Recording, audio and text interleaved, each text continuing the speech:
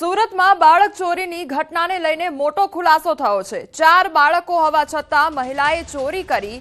5મા બાળકનું મોત થતાં ચોરી કર્યાની શક્યતા વ્યક્ત કરવામાં આવી રહી છે। બાળક ચોરીની ઘટનાની ઇનસાઇડ સ્ટોરી સામે આવી છે। મહિલા 1.5 વર્ષ પહેલા કરતી હતી સિવિલમાં નોકરી અને સિક્યોરિટી ગાર્ડ તરીકે મહિલા નોકરી કરતી હતી।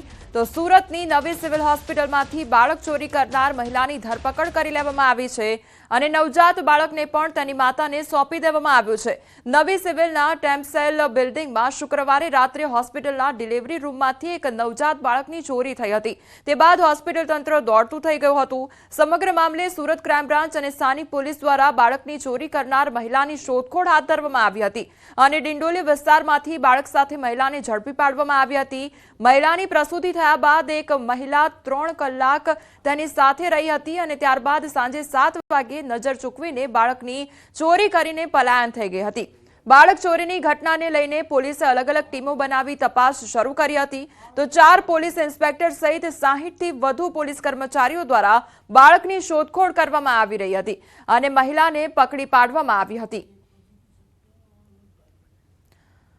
તો બાળક ચોરીની આ ઇનસાઇડ સ્ટોરી પર પણ નજર કરીએ તો પોલીસે મહિલાને કેવી રીતે ઝડપી તેની ઇનસાઇડ સ્ટોરી પર નજર કરીએ તો પોલીસે સિવિલનો તમામ રેકોર્ડ ચેક કર્યો હતો। આ ઉપરાંત 100થી વધુ જવાનોની ટીમ પણ બનાવવામાં આવી હતી। ઉચ્ચ અધિકારીઓ પણ તપાસમાં જોડાયા હતા અને તપાસ હાથ ધરવામાં આવી હતી।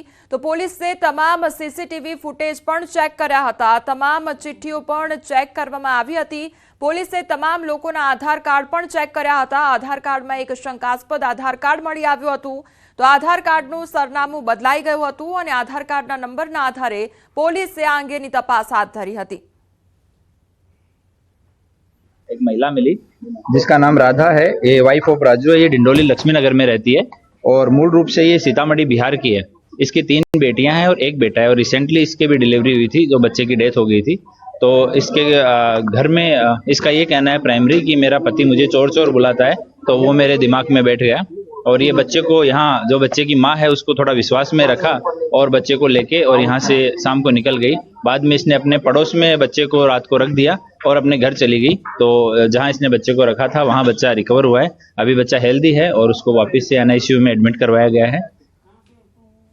तो सूरतનો આ મામલો સામે આવ્યો છે જેમાં બાળકની ચોરી કરવામાં આવી હતી। આ તમામ એ દ્રશ્યો કે જ્યાં હોસ્પિટલમાંથી બાળકની ચોરી કરવામાં આવી હતી। આ સીસીટીવી ફૂટેજ કે જેમાં મહિલા ચોરી કરીને જ્યાં બાળકને લઈ જાય છે આખી ઘટના કેમેરામાં કેદ થઈ હતી।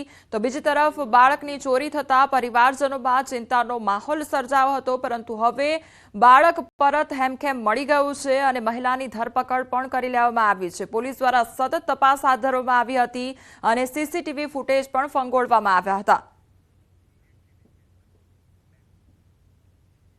ભરૂચ શહેરના 5 બત્તી વિસ્તારમાં આવેલી એક મોબાઈલ શોપમાં ચોરીની ઘટના બની છે। લેપટોપ, સ્માર્ટ વોચ તેમજ રોકડ રકમ સહિત લાખો રૂપિયાના સામાનની ચોરી થતા ખળભળાટ મચ્યો છે। તસ્કરો કાચના દરવાજાને તોડી દુકાનમાં ઘૂસ્યા હતા અને લાખોના સામાનની ચોરીને અંજામ આપ્યો હતો। ચોરીની સમગ્ર ઘટના સીસીટીવી કેમેરામાં કેદ થઈ છે। હાલ એ ડિવિઝન પોલીસે સીસીટીવીના આધારે તસ્કરોને પકડવાના ચક્રો ગતિમાન કર્યા છે। તો ભરૂચનો આ મામલો સામે આવ્યો છે જેમાં દુકાનમાં તસ્કરો ત્રાટક્યા હતા અને આખી ઘટના સીસીટીવી કેમેરામાં કેદ થઈ છે।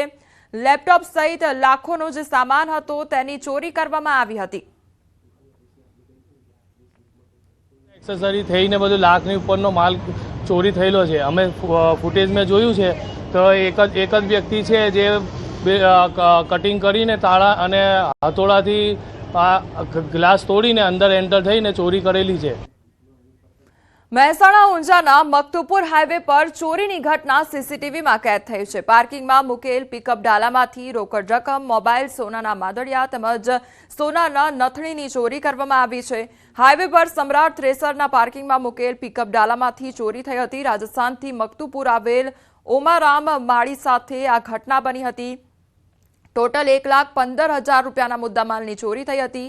તો ઊંઝા પોલીસ મથકે આ મામલે સીસીટીવીના આધારે વધુ તપાસ હાથ ધરવામાં આવી છે।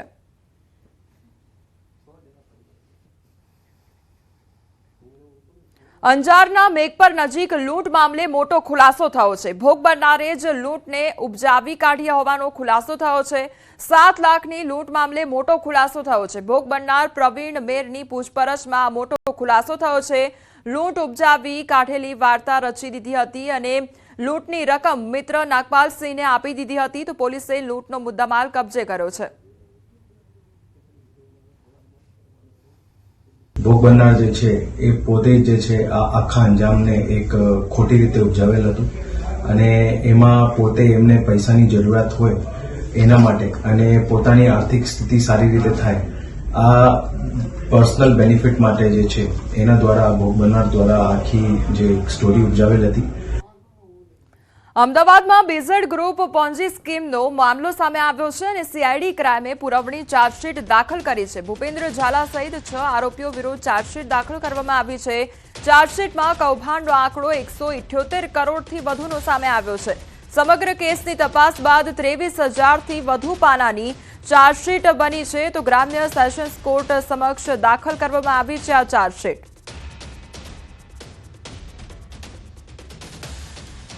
સુરત કોસંબામાં બાઇક અને ડમ્પર વચ્ચે અકસ્માત સર્જાયો અને ડમ્પરે ટર્ન મારતા બાઇક ચાલકને અડફેટે લીધો હતો.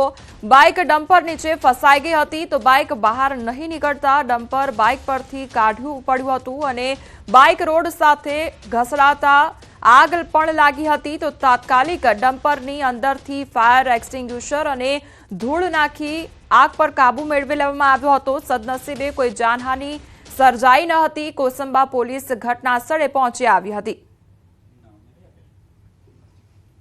તો કોસંબામાં બાઇક અને ડમ્પર વચ્ચે આ અકસ્માત સર્જાયો હતો અને બાઇક જે હતી તે નીચે ફસાઈ ગઈ હતી. તેના કારણે બાઇક ડમ્પર જે છે તે બાઇક પરથી પસાર કરવું પડ્યું હતું અને તેના કારણે આગ લાગવાની ઘટના બની હતી. ત્યારબાદ આગ પર કાબુ મેળવી લેવામાં આવ્યો હતો અને પોલીસ પણ ઘટના સ્થળે દોડી આવી હતી.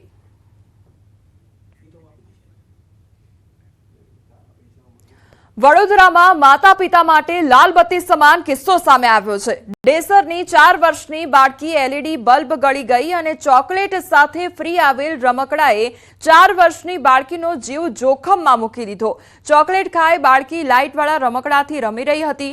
રમતમાં બાળકી રમકડામાં આવેલ એલઈડી બલ્બ તાર સાથે ગળી ગઈ હતી. માતાને જાણ થતાં બાળકીને સારવાર માટે હોસ્પિટલમાં લઈ ગયા હતા. સોનોગ્રાફી અને એક્સરે કરાવતા બાળકીના શરીરમાં આડી થઈ ગયેલ તાર સાથેની એલઈડી લાઇટ જણાઈ આવી હતી. તબીબી ટીમે એન્ડ્રોસ્કોપી કરીને બાળકીના શરીરમાંથી એલઈડી બલ્બ બહાર કાઢ્યો. શેખ ફળિયામાં રહેતી અકીલા હુસૈન દિવાનને ડેસરની ખાનગી હોસ્પિટલમાં ખસેડવામાં આવી હતી. તો બાળકી આ જે એલઈડી લાઇટ હતી તે ગળી ગઈ હોવાની ઘટના સામે આવી હતી. જે રમકડું ખાવાની સાથે આવતું હોય છે તે ગળી ગઈ હતી અને ત્યારબાદ એક્સરે તેમજ રિપોર્ટ કર્યા બાદ માતા પિતાને જાણ થઈ હતી.